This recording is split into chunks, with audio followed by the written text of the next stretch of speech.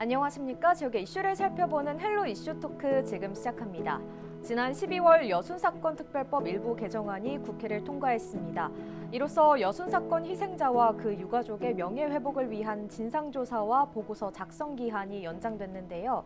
오늘 이슈 토크에서는 여순사건 희생자 유족들의 국가배상 소송을 대리하고 있는 서동용 변호사와 함께 관련된 이야기 나눠가 보겠습니다. 어서 오십시오. 반갑습니다. 네, 21대 국회의원이셨다가 지금 변호사 직분으로 나오셨는데 요즘 어떻게 지내고 계신가요? 예, 이제 6월 1일부터 국회의원이 아닌 일반 시민으로 생활하고 있고요.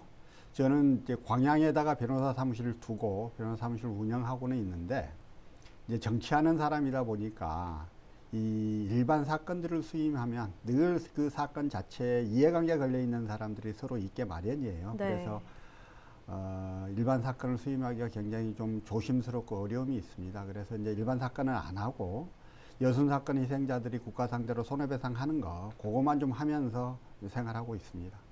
뭐 그동안에 못 만나뵀던 분들 좀 만나고요. 국회의원 하면서 운동 많이 못했는지 되게 몸이 조금 힘들기도 했는데 네. 요즘 운동 열심히 하면서 생활하고 있습니다.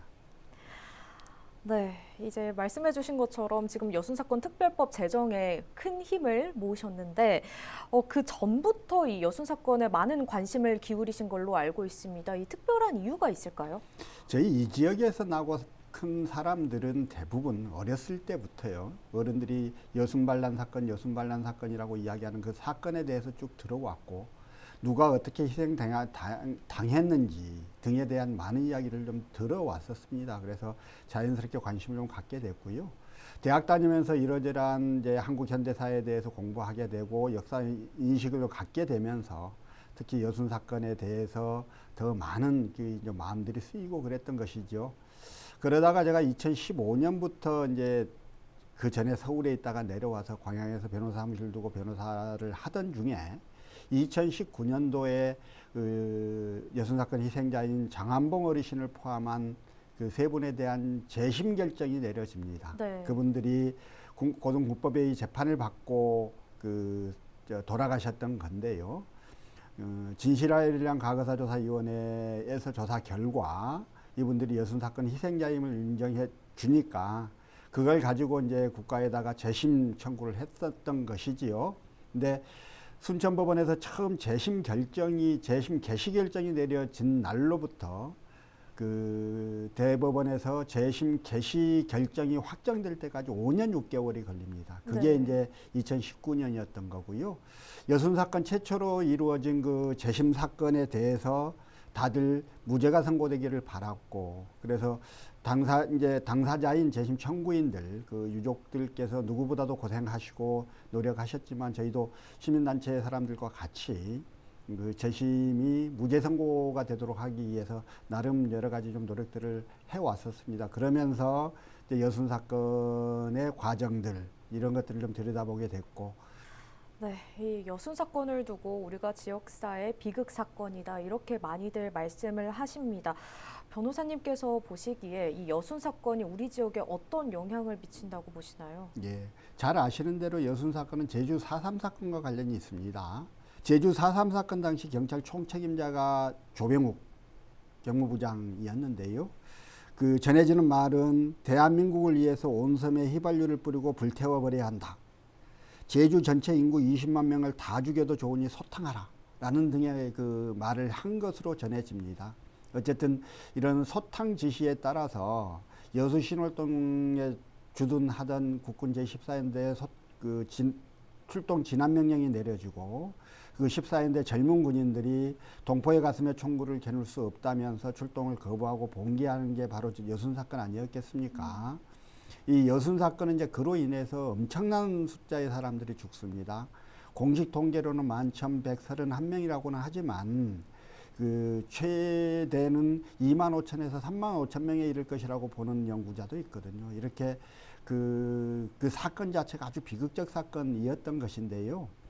만약에 말입니다. 만약에 그때 14연대의 젊은 군인들이 진압 명령에 복종해서 제주도로 출동을 했다면, 그렇다면 여순 사건은 일어나지 않았겠지요.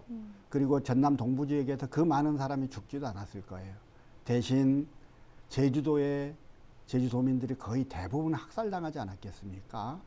말하자면 여순 사건은 동포의 학살을 거부하고 대신 스스로 죽음의 길로 걸어가는 걸 마다하지 않았던 자기 희생의 결단이었고 항쟁이었다고 볼 것이거든요.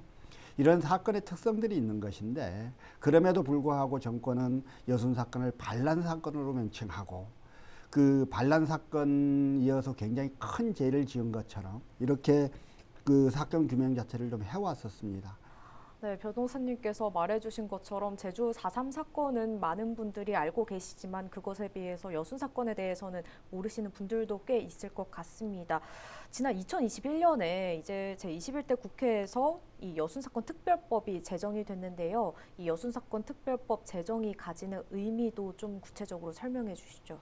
일단 말씀대로 이제 제주 4.3 사건은요.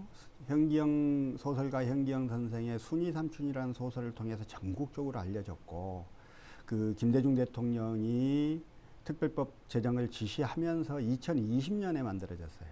그런데 제주 4.3이 원인이 돼서 뿌리가 돼서 일어났던 여순 사건에 대해서는 그로부터 20년이 지나도록 그 특별법이 만들어지지 않고 진상규명, 명예회복이 일체 이루어지지 않았던 거거든요. 그걸 이제 나름 국회의원들이 지금까지 그 여순 사건 특별법 제정을 위해서 특별법을 발의하긴 했으나 그게 국회에서 동의를 얻지 못하고 계속 폐기되고 이래 왔던 거거든요. 그래서 이제 2021년에 드디어 여순 사건 특별법이 만들어져서 진상조사와 명예회복을 위한 구체적 작업들이 진행된 것입니다. 희생자들 입장에서는 정말 통한의 세월이었잖아요. 73년, 74년 동안 통한의 세월을 보내왔던 게 이제 조금씩 한을 풀 수 있는 이제 그런 것들이 좀 된 것 같고. 네, 우리가 아무래도 이 지역에서 이 여순 사건 특별법 제정을 오랜 기간 동안 기다려왔기 때문에 이 제정이 되고 나면 무언가 달라질 것이다. 이런 기대도 그만큼 컸을 것 같습니다. 그런데 말씀해 주신 것처럼 이 진상 규명과 그리고 명예 회복의 그 과정이 순탄치만은 않았는데요. 어떻게 바라보시나요? 우선 이제 특별법이 워낙 늦게 제정이 되다 보니까 진상조사 작업 자체가 너무 사건이 있은 날로부터 너무 늦게 좀 시작이 될 수밖에 없었던 거예요. 그러다 보니까 사건을 경험했던 분들, 사건의 직접적 관계자들이 대부분 돌아가시거나 기억을 잃거나 이런 상태에서 시작을 하다 보니까요. 여러 가지 진상규명을 위한 어려움들이 좀 있었고, 더욱이나 이제 문재인 정부 때 저희가 특별법을 만들었는데, 그게 이제 1년 있다가 정권이 바뀌어 버렸습니다. 그래서 윤석열 정부는 굉장히 구구적 시각을 갖고 있는 뉴라이트 사람들을 많이 기용하고 그 사람들의 역사인식에 많이 기반하고 이러다 보니까 여순 사건을 바라보는 시각 자체 또 굉장히 좀 왜곡되고 편협된 이런 시각들이어서 진상조사를 위한 활동들도 굉장히 좀 늦어지고 특히나 이제 윤석열 정부가 들어서면서 공무원들의 그 지원 활동들도 굉장히 많이 힘이 빠지고 이런 일들이 있었습니다. 그래서 전체적으로 진상규명과 명예회복을 위한 활동들이 좀 늦어질 수밖에 없었던 면들이 있었던 거고요. 한편으로 좀 아쉽게 생각하는 건 그동안 이제 우리가 참 이 여순 사건 특별법 제정을 위해서 시민들도 시민사회도 유족들도 많이 노력을 하셨지만 실제로는 이제 이거를 진상규명과 명예회복을 위한 활동들을 하기 위해서는 자체 역량들이 좀 많이 있어야 될 텐데요. 네. 그 역량들이 차곡차곡 교육되고 훈련되고 그런 것들을 저희가 좀 못했던 것 같아요, 그 전에. 그래서 이제 특별법이 제정되고 나서도 그런 어려움들을 조금 이제 인식하게도 됐던 것이지요. 앞으로라도 더 많이 노력하고 준비해서 이제 이 역사적 사건이 그 역사적 의미가 훼손되지 않고 잘 보존되고 76년간, 77년간 통한의 세월을 지냈던 그 희생자 및 유족들이 그 한을 다 풀 수 있도록 그렇게 잘 해나가야 할 것으로 생각됩니다. 네, 이렇게 여순 사건 진상 조사가 온전히 조사가 되지 않은 상태에서 활동 기간이 결국 만료가 됐습니다. 그리고 나서 지난 12월에 사실 우리나라가 전국이 많이 안 좋은 상황이었는데 그럼에도 불구하고 이 여순 사건 특별법 개정 법률이 통과가 됐습니다. 이 특별법에 어떤 내용을 담고 있는지도 같이 설명해 주시죠. 예, 그러니까 특별법 처음 만들 때부터요 조사 기간을 2년으로 산정을 해놨었어요. 진상규명 조사 개시를 한 날로부터 2년 내 이렇게 했던 건데 그럼 왜 그때 2년으로 했던 거냐? 너무 기간을 길게 해두면 진상규명 조사 활동이 좀 느슨해질 수가 있어서요. 기간을 좀 정하고 그때까지 안 되면 더 연장하더라도 그래야 되겠다는 생각을 하고 법을 그렇게 만들었었는데 이러저러한 사정 때문에 진상 그 조사 활동들이 좀 늦어졌고 이런 상태에서 진상조사 기한이 10월 5일, 작년 10월 5일로 그 끝나버렸단 말입니다. 네. 그러다 보니까 이제 굉장히 좀 황당한 상황이 발생했는데 뭐 여러 가지 국회 사정들 때문에 진상조사 기한들이 그 연장하는 그런 그 개정 법률안이 통과되지 못하고 좀 늘어져 있었고요. 이런 상황에서 이제 12월 3일 비상계엄이 일어났고 국가가 완전히 이제 혼란 지경이었는데 그래도 네. 다행히 그때 그 즈음에 그 개정 법률안이 좀 통과가 돼서 일단 이제 진상조사 그 기간은 연장을 할 수 있었고요. 피해자 신고 기간도 연장했고, 그다음에 여순사건위원회의 정치적 중립을 위해서 위원회 구성을 할 때 국회가 추천하는 사명을 추가하도록 그래서 여순사건위원회의 정치적 중립성에 대한 고려를 좀 더 하게 됐고. 네, 그렇다면 이 여순사건 특별법에 개정해야 할 부분은 무엇이 있는지 또 어떤 부분들을 이 법적으로 명시해야 한다고 보시나요? 가장 이제 우리한테 좀 크게 남아있는 문제는 보상 규정이에요. 지금 제주 4.3 특별법은 보상 규정을 법안에 넣었습니다. 네. 그래서 따로 소송을 하지 않더라도 다 국가에서 알아서 보상을 해주도록 하고 있는데요. 저희는 처음에 특별법을 만들 때 우선 진상규명부터 좀 시작을 빨리 해야 한다. 그래서 가급적 빨리 하려면 보상규정은 다음에 진상규명이 어느 정도 이루어지고 난 다음에 들어와도 될 테니 우선 진상규명부터 시작하자라는 의미에서 그 보상규정 없는 특별법을 만들었던 것이지요. 근데 이제 저희가 특별법 만들고 나서 그 이후에 제주 4.3 특별법이 보상규정을 넣는 그런 개정이 이루어졌기 때문에 저희도 이어서 하려고 그랬었는데 이제 정권이 바뀌어버렸던 거예요. 그래서 지금은 보상규정을 넣지 못하고 있는데요. 네. 보상규정을 넣는 개정이 꼭 필요하고요. 그 다음에 지금 생활지원금 지급은 지금도 규정이 있습니다만 희생자 생활지원금만 규정을 하고 있어요. 근데 희생자는 다 돌아가셨잖아요.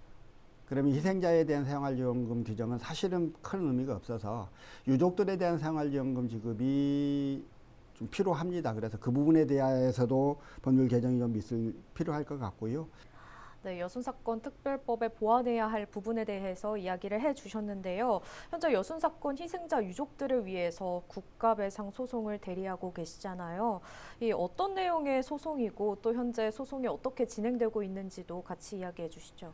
방금 말씀드렸던 대로 여순사건 특별법에는 보상 규정이 없어요. 그래서 국가가 그 자신의 잘못에 의한 그 책임, 그 피해를 보상해 주는 규정이 없기 때문에 어쩔 수 없이 희생자 한 분 한 분이 소송을 통해서 피해 변상을 받을 수밖에 없는 구조입니다. 그래서 지금 그 소송을 많은 분들이 진행하고 계시는데요.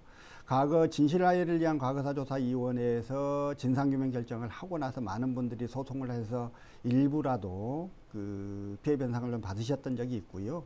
여순사건위원회가 생기고 난 이후에는 지난번 광주에서 그 여순사건 희생자 한 20분 정도가 소송을 제기해서 승소했던 적이 있습니다. 지금 우리 지역이 사실 여순사건 중심지인데 여기에서는 여순사건 특별법 이후에는 소송이 별로 없었고요. 이번에 이제 제가 대리해서 광양 지역 희생자들 한 20분이 조금 넘지요. 구례, 그다음에 여수, 순천, 고흥 이렇게 지역별로 소송을 좀 제기해 놓은 상태입니다. 이제 이미 여순사건위원회에서 희생자로 결정하신 분들 중심으로 소송을 진행하고 있기 때문에요.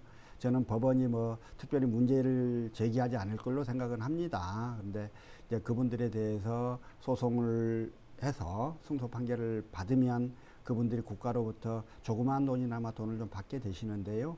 제가 다녀보면 특히 연세 많이 드신 어르신들이 나라에서 돈 받아서 국가로부터 돈 받아서 아버지 산소에 술이라도 한잔 따르고 죽고 싶다 이런 애달픈 애절한 이야기들을 많이 하시거든요. 그래서 그분들이 입었던 고통 그 피해에 비하면 턱없이 적은 돈일 수는 있겠으나 그래도 우리 아버지의 죽음, 우리 할아버지의 죽음을 국가가 인정해서 일부라도 피해 변상을 해주고 그 국가로부터 돈을 받았다는데 이제 조금 한이 풀리신다는 분들도 계시니까요. 이 소송을 통해서 그분들의 그 한을 풀어주는 그런 과정이었으면 좋겠다 하는 마음으로 대리하고 있습니다.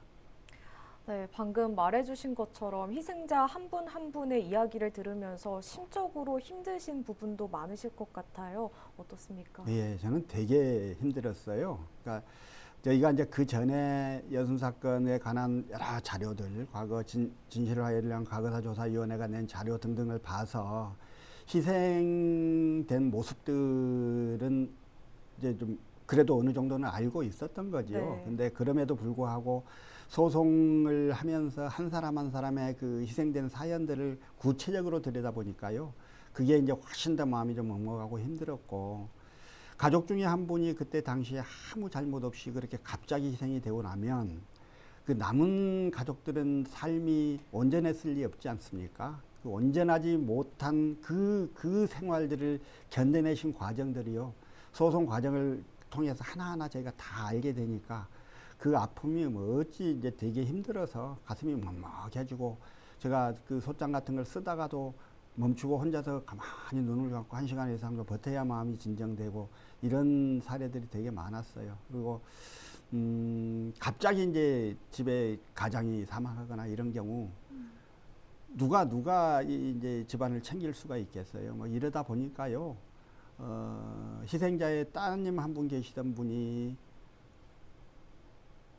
출생신고가 안 돼서 그 큰아버지나 작은아버지 앞으로 돼 있다거나 뭐 이런 사연부터 해서 별별 사연들을 다 접할 수 있습니다. 그래서 그분들이 거쳐왔던 이 76년의 그 세월의 무게가 너무 크게 느껴지고, 이런 부분들이 우리가 우리 지역에서도 여순 사건 희생자들을 좀 접하면서 그 아픔의 깊이에 대해서 같이 좀 공감하면 좋겠다 하는 생각도 들었습니다.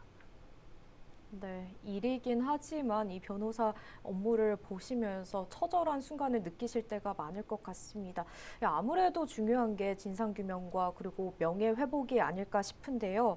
이 여순 사건 진상규명과 명예회복을 위해서 지금 가장 중요한 거 무엇이라고 보시나요? 일단 법률 개정 필요한 부분들은 법률 개정을 해야 할 것입니다. 그리고 여순사건위원회의 구성과 진상조사보고서 작성 기획단 구성 과정에서 뉴라이트적 시각을 갖고 있는, 구구적 시각을 갖고 있는 사람들이 많이 들어와서 이 부분을 바로 잡고 이 통안의 역사가 정상적으로 평가될 수 있도록 하는 것도 굉장히 중요한 문제일 거고요. 그러기 위해서는 많은 지역민들이 더 많은 관심들을 좀 가져주셔야 되겠다. 아까 제가 뭐 잠깐도 말씀드렸지만 이 사건이 일어난 과정을 놓고 보면, 그리고 그게 우리 지역사회에 미치는 영향을 놓고 보면 이 여순 사건의 진상규명이 제대로 되는 건 우리 공동체를 회복하는 길이라는 그런 생각들을 가지고 같이 좀 관심을 가져주시면 좋겠다는 생각이 있고요. 또 하나 좀 드리고 싶은 말씀은 제주 4.3은 많이들 아세요. 그리고 한강 작가도 4.3은 쓰고 현경 선생도 4.3은 쓰는데 여수는 문화예술 쪽으로도 그렇게 크게 관심을 못 받고 있었습니다. 이걸 좀 전국적 관심들을 가지는 사건으로 만드는 거가 너무 중요할 것 같다는 생각들을 좀 하고 있어서 요즘 그 부분을 어떻게 할 것인지에 대한 고민들도 좀 하고 있습니다. 네, 마지막으로 지역민분들께 전하고 싶은 말씀이나 아니면 앞으로 어떤 활동 계획하고 있는지 한 말씀 해주시죠. 제가 이 공동체의 이익을 위해서, 공동체의 선을 위해서 정치를 하겠다고 결심을 할 때의 그 마음들은 여전히 그대로여서요. 앞으로 정치는 계속 좀 할 겁니다. 그러기 위해서 정치인으로서 어떠해야 하는지, 어떤 자세와 또 실력을 갖춰야 되는지를 스스로 곱씹으며 요즘 공부도 좀 제대로 하고 있고, 또 그간 못 뵀던 분들 많이 좀 뵙고 있는데요. 앞으로 계속 우리 지역과 이 나라를 위해서 최선의 노력을 다하겠다. 이제 그런 저희 활동에 대해서 또 시청자들께서 많이 관심 가지고 좀 지켜봐 주십사 하는 부탁의 말씀을 드리고 싶습니다. 네, 오늘 말씀 잘 들었습니다. 감사합니다. 네, 무려 70여 년이 넘는 세월 동안 묻혀온 지역의 역사인데요. 제대로 된 진상규명은 물론이고 희생자와 유족들의 명예회복 절차가 올곧게 진행되길 기대해 보겠습니다. 오늘 이슈토크는 여기서 마치겠습니다. 함께해 주신 여러분 고맙습니다.